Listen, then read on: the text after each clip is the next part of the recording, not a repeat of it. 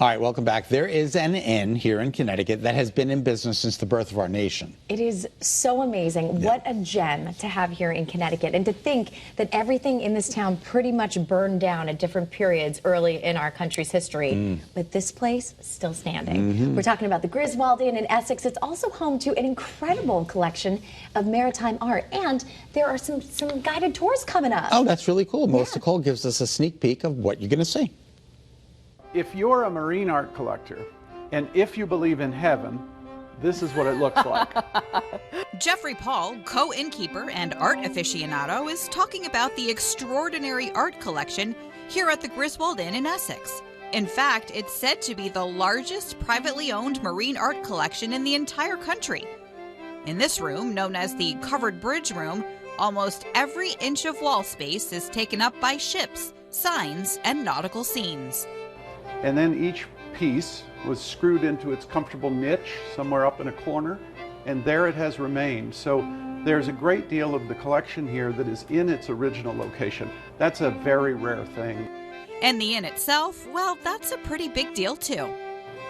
Well, we opened in 1776, so something else happened that year that was fairly important, but we think the Griswold Inn opening was the most important. It's the oldest continually operating inn in America.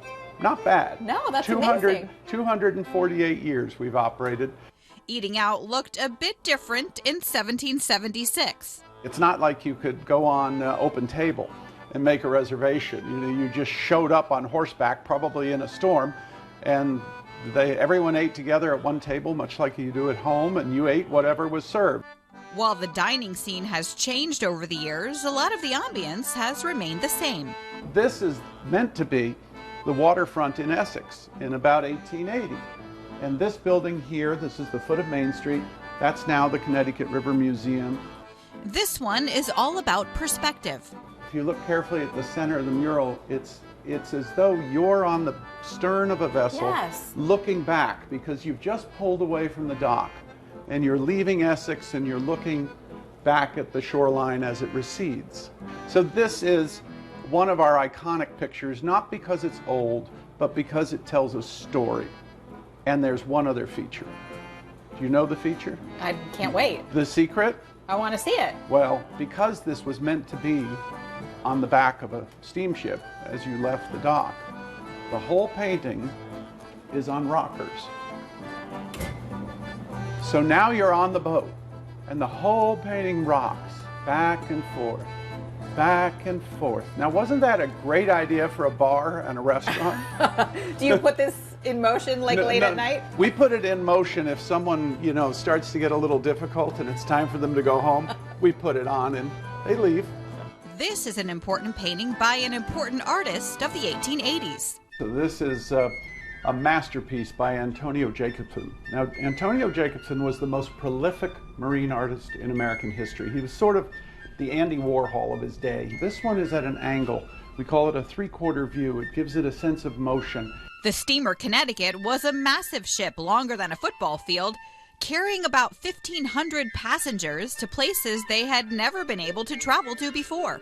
This is the ultimate picture he ever painted illustrating the Industrial Revolution. Because before this time, if a vessel was going to move, you had to wait for the wind. If you wanted light, you had to wait for the sun to come up. Now there was electricity. Head into the lobby and see a print of this very same vessel. More of an advertisement for people to come on board. In these days, taking a trip on a steamboat was something that your parents didn't do. And so it was something you might want to remember and buy a print so that you could sort of show your friends this is the vessel we went on and so on. But this print is really unique because in addition to showing the vessel that we just saw, it also has interior shots to give you a sense of the grandeur of these enormous steamships. What does this remind you of, this picture? The Titanic. Of course, because it didn't start with the ocean liners, it started with the steamboat.